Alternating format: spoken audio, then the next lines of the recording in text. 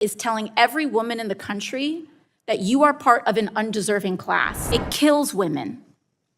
It kills women. Abortion is not the only service that's provided by Planned Parenthood, but it is a critical one.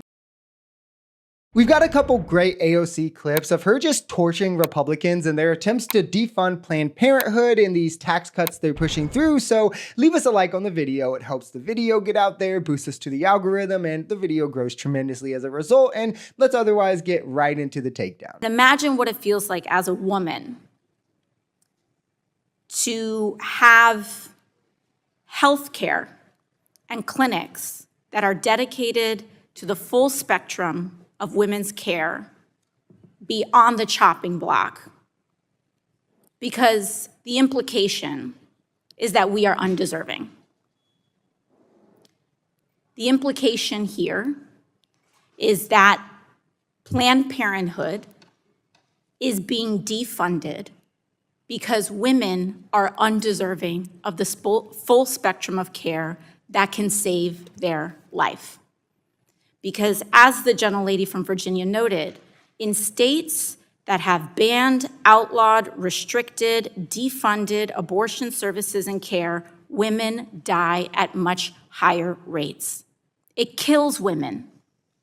It kills women. And this absolutely also applies to abortion. And if Planned Parenthood's main or even only service was abortion, this would be just as valid. But it is worth noting that less than 2% of their total services are abortion. Not a single tax dollar goes towards abortion. Things they do provide on mass levels, however, are over 4.5 million STD tests and treatments, over 3.6 million contraceptive-related services, almost 1 million cancer screenings, over 1 million pregnancy tests and prenatal services each and every year. Every bit of that is life-saving, except for what maybe like the contraceptive services. And we have to include abortion in what is life-saving, whether you're for it or against it. When abortion gets restricted, more women die by a significant percent as well. And that's because very often abortions are performed in life-saving instances. This legislation will kill women.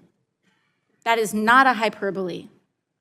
It is not a hyperbole. Pregnant women can enter complications really fast. And in many places, in many communities, a Planned Parenthood clinic is the closest, only, and most available place that a woman can go to for care. My own mother got prenatal care for me at a Planned Parenthood. All of her ultrasounds, all of her prenatal care was at a Planned Parenthood. And without a Planned Parenthood, I don't know what kind of care she would have gotten.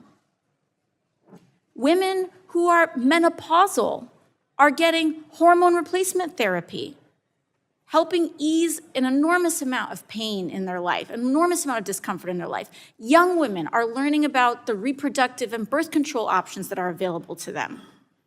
People are figuring out what to do in terms of what to avail themselves. The point has been made many times that abortion is not the only service that's provided by Planned Parenthood, but it is a critical one. And it should be stressed again when we talk about this, that not a single taxpayer dollar goes towards Planned Parenthood abortions. It's against the law, and no clown that says it's happening will ever be able to prove it. It's always, well, common sense, bro, or trust me, bro. Literally the most intellectually lightweight arguments of all time that wouldn't hold up if you brought them to your mom and dad, let alone in an actual courtroom. And that's why we shouldn't consider them valid either. And that's because there is no evidence, because it isn't happening. But what is happening is the defunding it's going to lead to women who want to have their baby left without services that could help them ensure that that is possible. Kids wanting to use protection and not bring a baby into this world before they're ready might be left having a baby that will be left in every statistically disadvantaged position it could. I mean, the possibilities here are endless.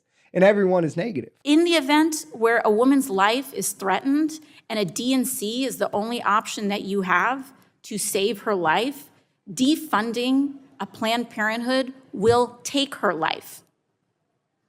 And this provision that defunds Planned Parenthood is telling every woman in the country that you are part of an undeserving class, that you are part of waste, fraud, and abuse as a human being. And we do not believe that women are disposable in this country. We do not believe that our lives are disposable at all, whatsoever. You know, earlier today and earlier this evening, I was chastised for looking at a camera. I was told to look at my colleagues, and I'm looking over and none of them have been looking at me in the eyes this entire time.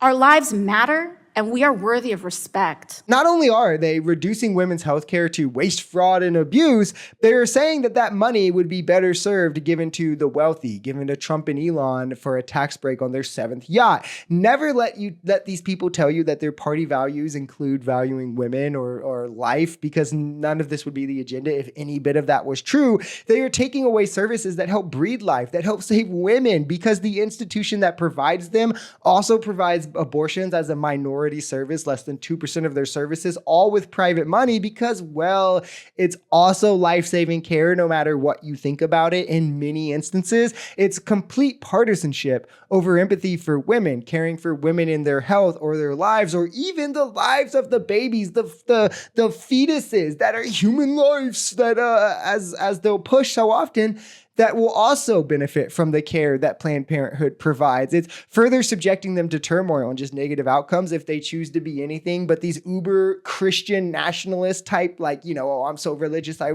will save myself till marriage, who then become housewives and, submit to everything their husband wants. It's actually kind of sickening to watch play out as an adult.